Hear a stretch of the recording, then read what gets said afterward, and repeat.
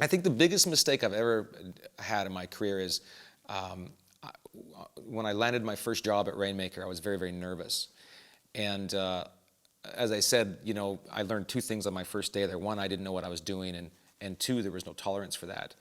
And how I responded to that was I got very intimidated, I got very sheepish, and the result of that was that my fellow artists lost confidence in my abilities. And it was a rough time. But what I did wrong was I wasn't myself. And so what I ended up doing to fix it is I just thought, well, if this doesn't work out, I won't be able to live with myself if nobody here got to know who I really was.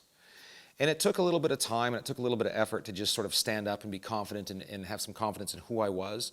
And if it doesn't work out, at least it doesn't work out for me, who I am, and not for somebody who I'm not, which would be a very difficult thing to live with. So I just made the conscious decision to, when I put my hand on the door every day and open that door, to just carry myself with confidence and to believe in myself and my abilities. And strangely enough, it all worked out.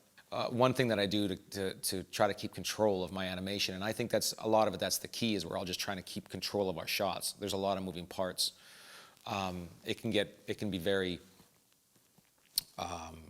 difficult, and I find every once in a while I find myself losing control of my animation. So one of the sort of tips that I have for that is, if I have a 300 frame piece of animation, that animation is really broken up into sections naturally. So I just move my timeline around and I just animate these very small chunks. It's easier to look at 30 frames of animation than it is to look at 300 frames.